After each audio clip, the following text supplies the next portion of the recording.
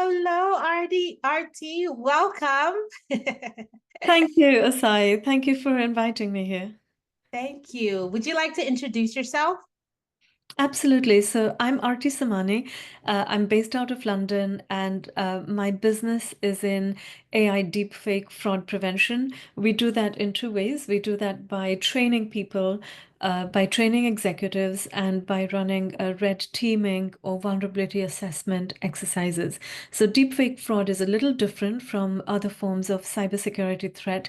They target people, not necessarily technologies, and so people have to be very much a core part of the defense strategy, and that's where we focus on. Mm, that sounds amazing. So, my first question, why should founders, especially in tech, be thinking about deepfakes and AI-driven fraud today, not later in their journey? Absolutely. So AI is permeated all our consciousness, right? It's everywhere. And when we are founders of our businesses, we are trying to run lean organizations, which means we are relying on technology as well as cost-effective a human resource in order for us to do what we need to do while keeping the costs down. Now, this is great until it goes wrong, and therefore we have to be cautious and we have to prepare for it.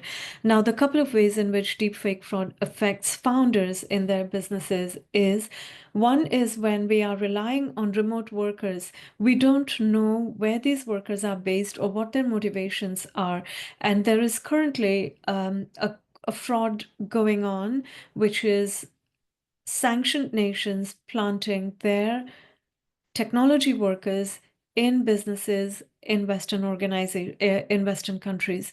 So what happens is these guys, they will take on the remote role. They pass the interview process using deepfake technology. So they will probably use live deepfakes on their video calls during the interview process. And when that happens, they also answer all the questions properly and everything, and we hire them. When they're hired, then they cause a lot of damage inside the organizations. Now, why would a sanctioned nation target a small organization, a startup? It's because they don't discriminate. If you have assets of value that you are guarding, then you are a target. And assets of value will be money, of course, but it will be client information, it will be data of your staff, of your customers, your suppliers, etc. You also have a code. If you're a technology startup, typically you have some form of code, some form of algorithm, etc. So these are all assets of value that small startups are guarding, and therefore they are likely to be targeted by these kind of organized fraud gangs who utilize deepfake technology to impact you. That is scary. What are some of the most sophisticated or maybe underreported deepfake slash social engineering tactics you've seen? And what do they teach us or tell us about evolving risks? Yeah, so social engineering can be in multiple forms, right? The traditional social engineering, human manipulation, is not going away. It has always been around, and we humans have always fallen for it in some form. The difference this time is that the use of deepfake technology is making it very, very real. So you could be on a video call with someone, but you don't know who that individual is. Like right now, the Who face you is see on this? the screen is not the face of Aarti Samani, it's face of someone else, right? But before you couldn't do this. Now a fraudster can take on the persona of Aarti Samani, or vice versa. Aarti can take on the persona of someone else. And I can come on that, or this individual can come on the screen and manipulate you in the way that I want to, right? So I can say I can say and do things to convince you to believe that this person is who they claim. This person is not who you think you're speaking to. Does that make sense? So you're Yes. someone very, very different. And Imagine if I was impersonated and my video was sent to you, right? So in that video, I could be giving instructions to you. I could be saying, "Hey, Asai, I have just changed my bank account, and here are my new details. Please send the next invoice payment to these new details." And if I'm giving you video instructions, it's my face, my voice.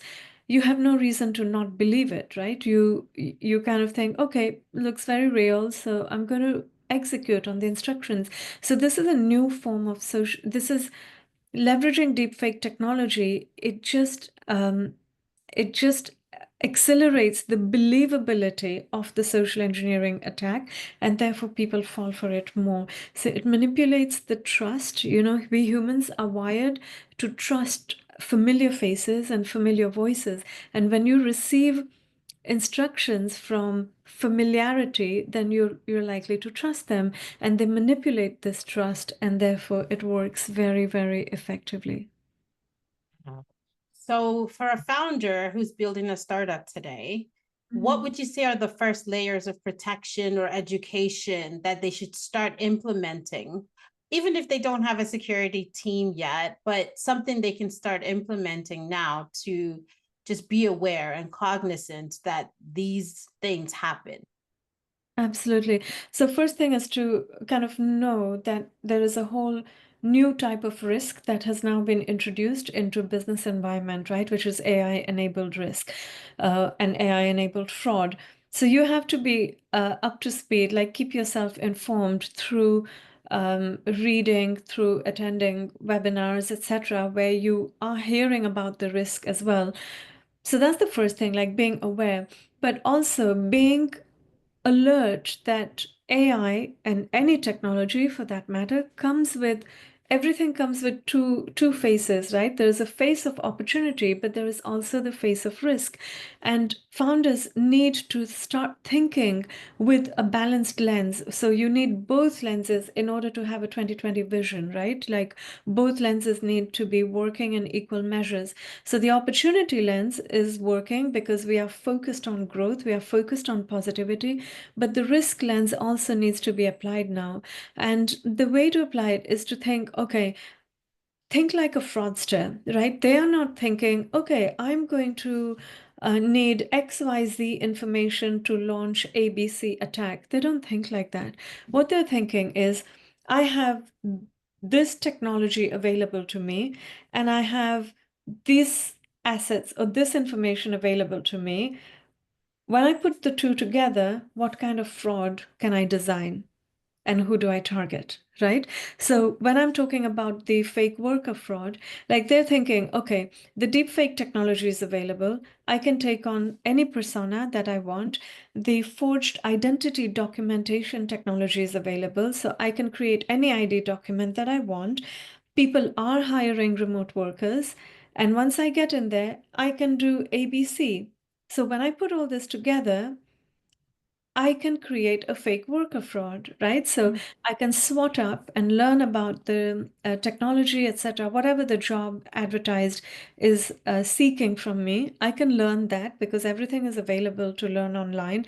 And I can utilize these fraudulent, these technologies which allow me to create fraudulent identities and personas, and I can gain entry into the organization. They are thinking, the cyber defenses are very strong these days, right? Like it's almost a fortress. So where is my highest return on investment? Am I going to get more return on my investment if I try to break the cyber defenses? Or am I getting more return on my investment if I manipulate people? Mm. And 100% of the time, manipulating people is much easier than trying to break into technology, right? So, founders and any business owners, I would strongly encourage to think like a fraudster, because when you think like that, then it will be very apparent to you what is your attack surface, where are your weaknesses, and therefore what do you need to do to defend yourself. Now, things that are obvious, right, which are like inform your team. You may have a very small team, 2 people, 3 people team, but they need to be informed, they need to be aware. Have your processes in place, right? one process can be pause and verify before making high stakes decision, before executing fund transfer, before revealing any kind of information. So just stop, take a step back and pause, and then then execute the instructions. Have approvals, multi-layer approvals, right? So beyond a certain amount, depending on what your risk appetite is, you need another layer of approval to make the fund transfer. Set boundaries and guardrails like I, the CEO, the founder of this organization, will never contact you, my team, on WhatsApp, for example. So the team knows that if they receive a voice note which sounds like the CEO on WhatsApp, it's not them because they have given me their commitment that they will never reach out to me over WhatsApp. So you need processes in place. And then, of course, you need the security defense technology in place as well. And that doesn't have to be super expensive. Simple things like password management already goes a long way to enhancing your security posture because that means your passwords are not easily broken into, right? So it already adds a layer of defense. So even small businesses, and I have seen two people startup, right? A small startup with only two people being attacked by some of these deepfake frauds that I talked about. So nobody is immune to this. Nobody is um, not worthy enough for the fraudsters to target. Therefore, I strongly recommend that think about people, process, tech, secure based on your risk appetite and your budget, and think like a fraudster. So your attack surface and your vulnerability gaps will become apparent to you, and therefore you can then go ahead and secure it more effectively. Oh my goodness. How do you go about your day to day without being paranoid and just like with all the information you have access to and everything that you've seen? How do you go about day to day and not feel like I can't trust anything or anyone? That's just it's so scary to me. Yeah. You're right. It is a little weird, but I would encourage a mindset shift. So change of language from paranoid to curious and caution, right? Mm. So I'm not necessarily paranoid, but I am in a heightened state of alertness when I'm interacting digitally, especially when there are high stakes calls, right? Like a lot of the calls are not high stakes, and therefore it's sort of it's low risk, but it's never no risk, it's low risk, right? So I'm always alert, and when I see any signs of any indications that might give me an inkling that something is amiss here, then I will go and investigate it because I'm treating the digital interaction with curiosity and with caution. So some examples might be if, for example, if your face was too blurred or if your background was too blurred, I might request you to say, hey, look, do you mind just switching off your virtual background because it's causing a lot of disturbance and I worry about the authenticity of our interaction. And that's perfectly legitimate in my opinion. I would not be offended if somebody made the same request to me. So being transparent is one thing. Asking like applying contextual awareness. So we got on this call to discuss a certain topic. Now, if the conversation is taking a different line of topic, then it should spark an alertness in my brain and think, okay, well, hold on, we agreed to talk about this. Why is the line of questioning going in this direction? Like there is a bit of a mismatch here. So that then inspires me to ask you some counter questions or to just be completely honest and say, hey, look, we agreed to talk about this. Why? I'm curious to understand why you're asking me this, right? Apply critical thinking. So, I know that Osai, you're based in United States. I'm based in London. And if I have a feeling that this interaction, the face I see on the screen, which claims to be Osai, may not be her, then I might want to ask some questions or make small talks which will help me determine that you are based where you claim to be based, you are the person that you claim to be, you are running the organization that you claim to be, etc. So we are just living in this in these times where our thinking has to shift. We are having to do authenticity check during our digital interactions, and the authenticity checks come in with human intelligence. So we are fighting artificial intelligence by deploying the human intelligence and the very human traits of critical thinking, applying context, etc. That's so good. And I always love it when human intelligence is a part of the conversation, because I think we sometimes forget like how brilliant we are, you know. So I love that. What would you say is your guidance about like communicating AI risks to investors or partners or board members without sounding paranoid, but sounding just like with that curiosity, like you mentioned? Absolutely. And thank you for asking this question. It's really important because I have seen in some of the recent attacks where board members have been impersonated, and a message has been sent out to the founders asking them to take certain actions. And it was only the trained founder who caught that there is something not quite right here, and they cross-checked the instructions through a different medium. So if you're receiving the instructions via email, don't check via email, obviously check via phone call or a messaging app, whatever your agreed communication channels are. And it's only when they cross-check they realize that actually the board member had been impersonated, and therefore they had to then do the risk mitigation process, etc. So it's really important that the boards understand what is the risk exposure of the organization that they are governing, right?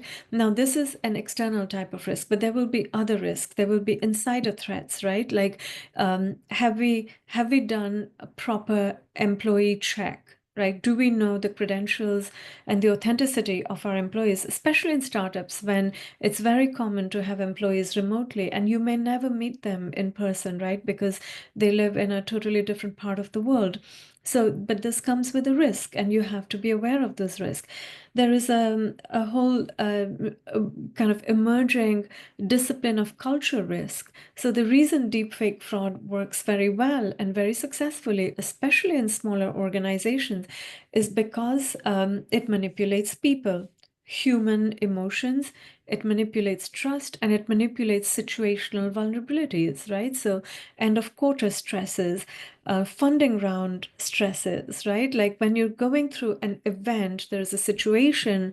During that situation, your alertness is your focus is on something else, so your security alertness level is a bit lower. So boards need to understand this, and the directors, the executives need to understand it, and they have to communicate this with each other. The investors is a very interesting one because we have seen cases of uh, fake companies being set up, fake executives being set up in order to raise funding. So I have seen that a few times now where organizations are set up, the CEO takes on the persona that they want to take on, and they raise funding. Like, they set themselves up on Crunchbase, etc. When I do a reverse image search of the photo of the founder from Crunchbase, using Google, I then see that same image is appearing in different businesses with different names, right? So investors need to be mindful, like when they are evaluating companies, they should be evaluating the founder's identity and authenticity. So, does the face of the founder appear in other places? Like, this should be very much a part of the due diligence process. We have also observed that when companies are trying to raise investment, they want to look bigger than they are in order to demonstrate or justify the higher valuation. In that case, they create fake LinkedIn profiles of employees who don't exist, and they create these LinkedIn profiles to demonstrate that we have a global presence, right? So these employees would be shown as based in different parts of the world. There would be employees in certain roles to demonstrate that we have the strategic roles all filled in and therefore justify a higher valuation. And justify that the roadmap that would otherwise look a bit unrealistic is actually not that unrealistic. So the investor community is particularly exposed right now when it's very difficult to raise funding. So it's very important that they evaluate the founder and the organization from an authenticity perspective as well. Wow, that's so profound. So it sounds like there's a lot to do. For a founder who is saying, I'm just starting, what would you say is the first thing that, like, one thing they can do today to start preparing, to start doing that research, like the one thing they can start with? So to raise your security posture, like just make sure your processes, your guardrails are in place. Make sure the employees that you're hiring, if you have the first couple of hires, know them very well, get to know them in person, if possible. If it's not possible to get to know in person, then make sure that the video calls that you have with them, you get to know them very well. Try and partner with somebody on ground. So for example, if your employee is based in somewhere in Asia, try to find a partner there who can go and meet them in person, etc. But have your basic security posture in place, right? Two-factor authentication, password management. Google Workspace provides a security pack within the subscription as well. So have that in place and have your processes of verification and approvals, etc., in place as well. Wow, that's awesome. So I'm sure people watching this or listening to this, they're thinking to themselves, I'd like to connect with Aarti. I have questions. What's the best way for them to connect with you? So LinkedIn I'm very active on LinkedIn. So please feel free to reach out to me on LinkedIn. You'll find me under Aarti Samani. Also go through my website, which is aartisamani.com, and you will see a contact form there. So you can reach out to me via the website or message me on LinkedIn, and I will do my best to come back to you. Thank you so much, Aarti. This has been so helpful and so informational, and I really love the idea of just like shifting that view because I was getting ready to be paranoid. So thank you so much. My pleasure. Thank you for inviting me and giving me this platform to drive information and awareness to the founder community who typically is overlooked when it comes to risks and cybersecurity.